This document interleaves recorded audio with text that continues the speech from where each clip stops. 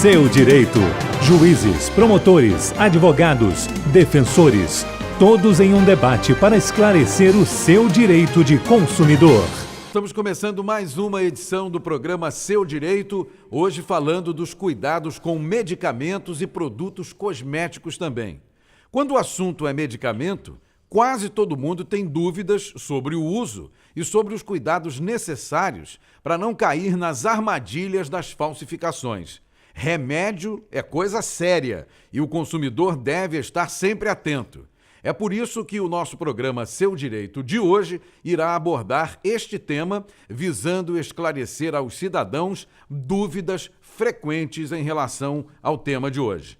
Estou recebendo o Dr. Silvio Fonseca, que é representante do PROCON RJ. Prazer em conhecê-lo. Obrigado pela presença.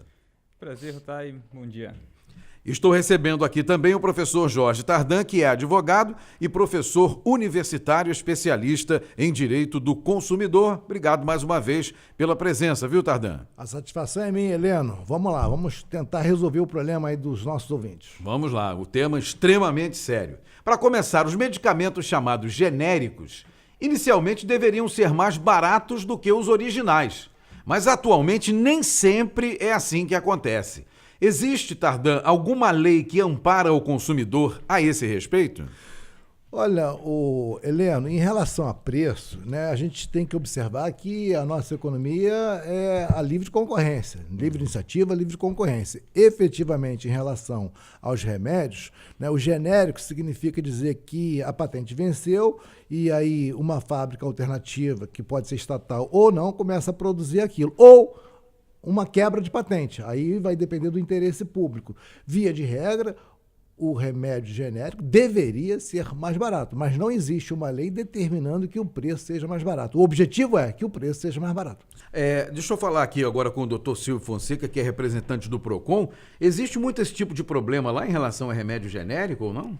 Não, a gente não tem muita reclamação quanto a medicamentos genéricos, né? Quanto a alguma dificuldade, a questão de preço. Normalmente os consumidores acabam não procurando os órgãos de defesa do consumidor para esse assunto.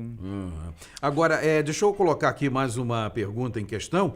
Como é que o consumidor, muita gente não sabe, tem dúvida, né? Pode identificar o medicamento genérico, doutor Tardan? Isso é importantíssimo. O remédio genérico, a embalagem tem que ter aquele G enorme. Então, visualmente, colocou o remédio no balcão... Chama logo a atenção. O G enorme ali. Então, tem que, obrigatoriamente... Aliás, Heleno, eu quero fazer uma observação aqui. O remédio dito de marca e o genérico, os princípios ativos são iguais, né? Exatamente os mesmos.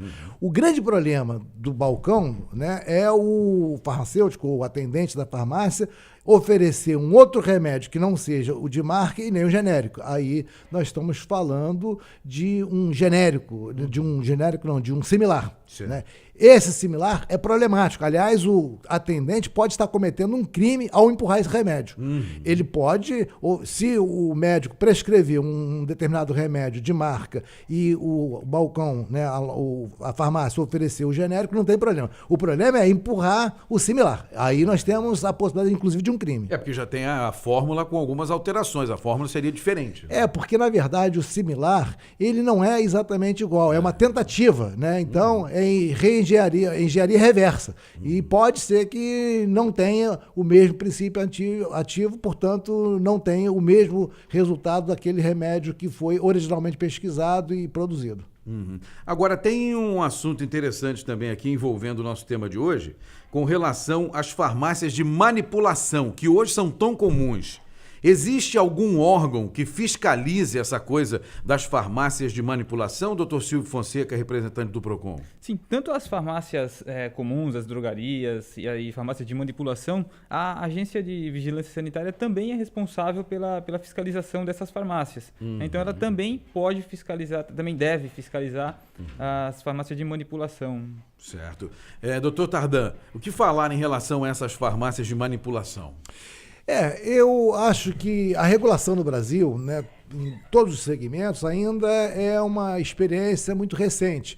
E eu embora não tenha respaldo científico para afirmar isso, eu tenho muita preocupação em relação à qualidade dessas farmácias por manipulação. Efetivamente, nós temos algumas reconhecidas, mas isso é muito pouco fiscalizado. Portanto, medicamento no Brasil é uma coisa altamente preocupante, né? E isso é muito fácil de observar. Vamos pegar um país vizinho, aqui bem próximo da gente, a Argentina. Andar em Buenos Aires e andar no Rio de Janeiro ou em São Paulo, aliás, em qualquer capital, você vai observar que nós temos mais farmácia aqui do que livraria.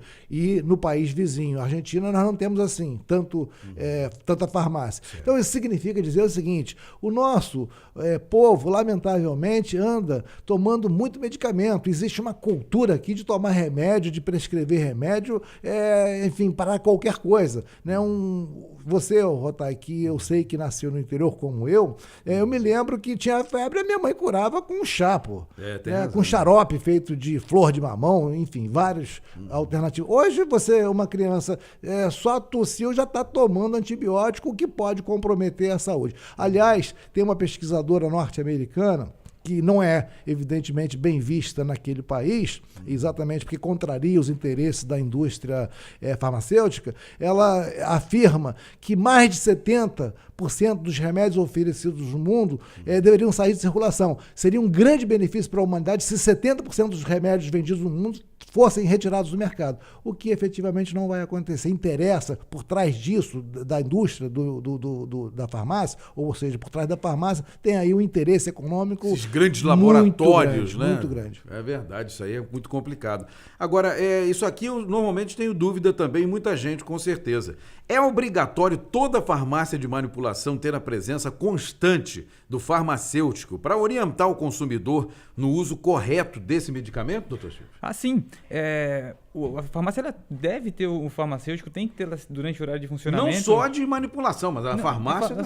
Todas as farmácias, certo, né? Certo. Até porque, assim, da mesma forma que o médico, você vai ao médico para se consultar dos sintomas de uma doença, quem conhece muito mais o remédio é o farmacêutico. Certo. Ele vai te dar mais orientações, além daquela que o médico já deu para como você vai tomar o remédio, tudo, o farmacêutico tem muito mais informações para te dar também. Pois é, mas infelizmente o grande problema é que nem toda farmácia tem um farmacêutico de plantão. Ele aparece de vez em quando. Eu já vi vários casos que você vai tirar uma dúvida e só tem realmente o balconista. E muitas vezes esse balconista se passa por farmacêutico quando na verdade não é. Na verdade, é exatamente isso. Nós temos aí alguns profissionais de farmácia, né, que eles atendem diversas farmácias. Ele aparece lá 2 vezes por semana, enfim, não sei exatamente qual a frequência. Ele comparece todo dia, mas fica lá 1, 2 horas no máximo. Exatamente, não mais do que isso. E, naturalmente, isso está mascarando a legislação. Então, aquilo que eu disse, o Heleno, regulação no Brasil ainda é uma coisa muito recente e esse segmento ele merece uma regulamentação mais aprofundada, mais eficiente. Agora, é patente que a Anvisa não tem gente suficiente para controlar e fiscalizar e reprimir essas lamentáveis práticas oferecidas para a nossa população. Outra dúvida muito comum também.